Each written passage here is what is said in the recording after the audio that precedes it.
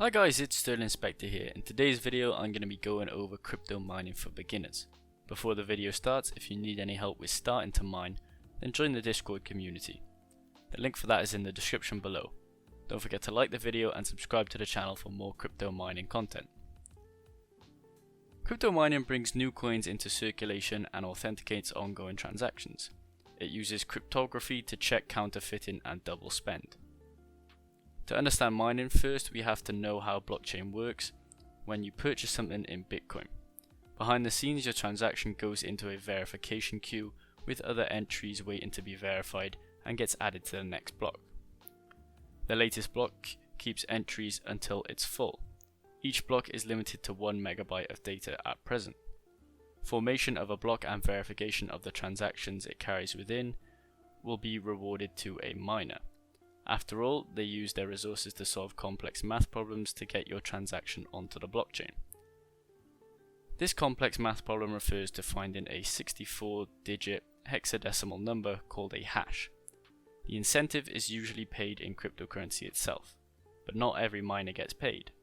Only the first one to come up with the correct hash receives the reward. Others get nothing but an electricity bill. So the process is risky and occasionally fruitful. And it can be a time waster if you don't have powerful enough computing at your disposal. So that's how the basics work of crypto. Now let's get into what crypto mining hash is and how it works, and then we'll get into the different types of crypto mining. As mentioned above, you need to find the hash to complete a block worth of transactions. Every block has a unique hash associated with it. It's always a 64-digit number, no matter the transaction data. Any altercation from a single transaction will generate a different hash, so transactions once recorded are tamper-proof. Additionally, every block hash is related to the hash of its predecessor block. This adds to the immutability of the blockchain, because any effort to change anything in a single block will change the hashes of all the sequential blocks before it. This will eventually start a fork, which is a different blockchain starting from the exact point of change. So how does a miner find the target hash rate? Block headers are an 80-byte data string that acts as an ID for individual blocks. It contains information specific to a block, like a Bitcoin version number or a previous block's hash. So the mining process is nothing but running algorithms to hash the block headers to a value lower than the target, and the first one to do it wins the block reward. It's like winning a lottery. Back in 2009, mining was easy. You could have mined with your personal computer, but it's gotten harder and harder over the years and you need specific hardware to mine. I'll get into that later in the video. Now I've explained how miners mine coins, let's get into the different types of mining. There's loads of types of crypto mining out there. The most popular is GPU or ASIC mining. This is probably followed by CPU and FPGA mining. And there's also stuff like storage mining or area mining, but we'll get into all of these. Let's start with GPU mining. This is definitely the most popular form of mining due to the fact that GPUs can mine on many different algorithms. A GPU is a graphics processing unit, normally used for displaying graphics on your computer for gaming or making videos. However, there's also very good at crypto mining and probably the biggest form of mining due to the fact that most people can get a GPU when they buy a computer, meaning that most people can mine on their computers right now. The two main GPU manufacturers are Nvidia and AMD. Nvidia tend to have better mining cards because a lot of the coins nowadays are coded to favor Nvidia's GPUs on their mining algorithm. There are coins that favor AMD such as Coin. GPUs can be purchased anywhere from $300 to $1,500 depending on which model you want. Sometimes price doesn't necessarily equal to the best GPU for mining. Older model GPUs will be more efficient on certain algorithms and newer ones will be more efficient on others. You can also choose to overclock your GPUs in many ways to improve the amount of coins you mine. Overclocking can be done in softwares like MSI Afterburner. In these softwares you can lower power limits, core clocks, memory clocks, and fan speeds of your GPU. Whichever coin you choose to mine, you should do your research and find out which GPU model is the best for mining that coin, and what overclocks can make it better for mining. I have many videos on the channel about overclocking GPUs and which ones are the best for mining coins, so you can check them out in the link in the description. So the next type of mining is very similar to GPU mining, and this is CPU mining. CPU stands for Central Processing Unit. They are your computer's main way of running, so you can use the power of this unit to mine coins as well.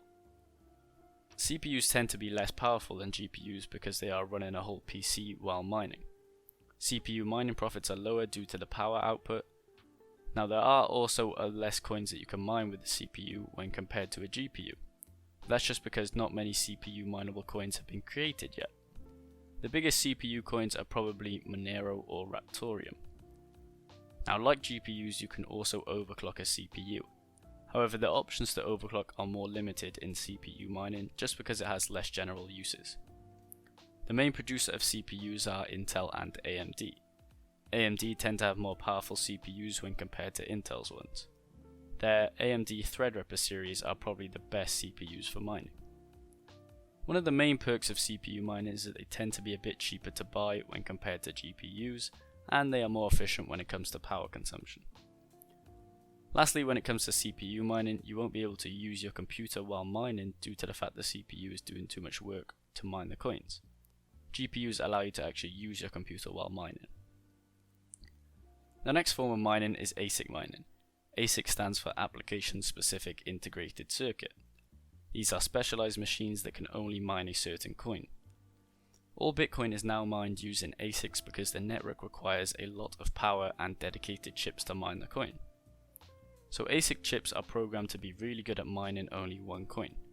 For example, a GPU can mine a range of coins, but ASICs can only mine one specific coin. Big coins like Ethereum, Bitcoin and Litecoin have their own ASIC miners. ASIC miners are very expensive when compared to GPUs or CPUs. The minimum you can expect to pay for an ASIC is around $10,000. This is because they are very profitable on the coin they are designed for. The main producer of ASIC miners are Bitmain or Goldshell. They produce an equal product with different variations being better than the last. A new ASIC is produced every 6 months and they are always faster and more powerful than the last version of an ASIC. So there are some very limited overclock options for your ASICs if you want to squeeze the most profits out of them. But there's not much room to play around when compared to a GPU. Overall, ASIC mining is very expensive to get into but also very profitable. The next type of mining is FPGA mining. FPGA stands for Field Programmable Gate Array. This is a type of chip that is programmed to mine certain coins. It's basically a hybrid of GPU and an ASIC. However, with an FPGA, it can mine a small amount of coins that is programmed for. They tend to produce more coins than GPU mining, but less than ASIC mining. The price for one of these is around $3,000, which is more than a GPU but less than an ASIC. Nvidia and AMD both produce their own FPGAs, and they are very good at mining Ethereum. Obviously they can be overclocked, but it tends to be for specific mining algorithms. Normally these FPGAs can only mine coins that allow GPUs on the network, so therefore they have to be programmed to mine these certain coins. I personally have never had an FPGA, but I'll try to look for one in the future to show you guys how well it can mine.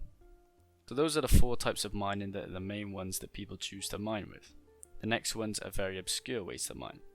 The first is storage mining, also known as proof of space.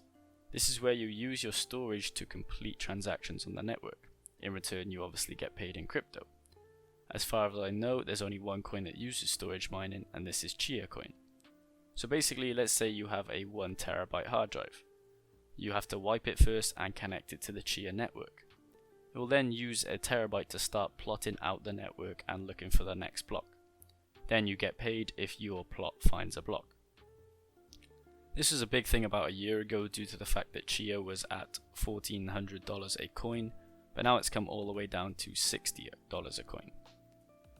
Right now, it doesn't cost much to actually storage mine because the hard drive costs very little to run, but it takes ages to mine even one coin. The profitability in terms of percentage of energy used is great, but the dollar profitability is bad, so you need a lot of storage space to earn a decent amount. We're looking in the range of 200 to 300 terabytes for good profits. As far as I'm aware, you can't overclock a hard drive, so there's no way to improve the amount of coins you can make. It all depends on the size of your storage.